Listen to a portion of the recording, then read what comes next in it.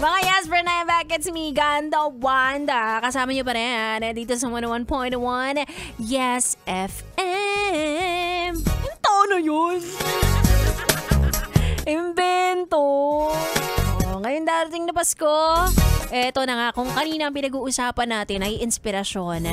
Ngayon naman, sinasabi ko sa inyo na pagbigyan ninyo ang sarili ninyo na sumaya. Patingin ako ng saya. Patingin ako ng ngiti.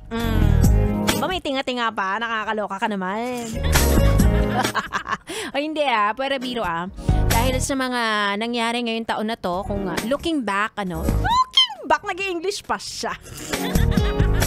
Diba? Ang dami nating sinapit na mababait, kaya ngayon, para hindi tayo tuluyang mawalan ng bait. Flip top yun.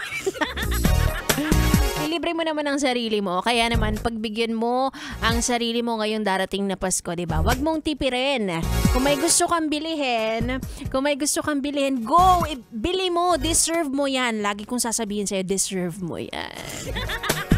Diba? Kanino na naman mapupunta yan? Sa ibang tao na naman. Diyos ko, hindi ka na nadala, diba? Nung nakaraan, nagregalo ka ng kotse. Kotse!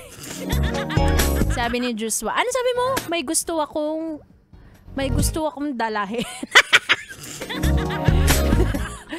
Bilihin. Oo, bilhin, magdalahin. Ano ka ba? Oo. Diba? Kahit mahal, kung alam mo naman na mapapasaya ka nito at buong taon naman, hindi ka naman naging maluho, okay lang yan bilihin mo din. Lalo na kung wala namang bibili para sa'yo, diba? Ikaw na lang muna magpasaya sa iyong sarili. Oy, lalong-lalo na sa mga, sa mga breadwinner, kung magpaparaya na naman kayo.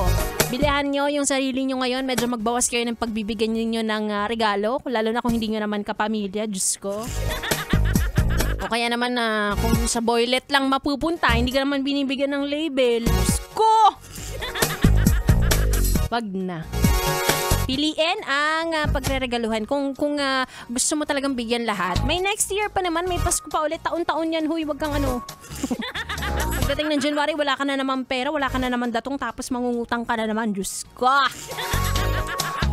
Sige na, nagiging rapper na ako dito. No? Sa aking pagbabalik, sasamahan naman ako ng bibi nyo, B-Boy, Bibo. Sige na, sumayaw ka muna dyan at tumutok lang. Dito lang sa 101.1 Yes FM Solid.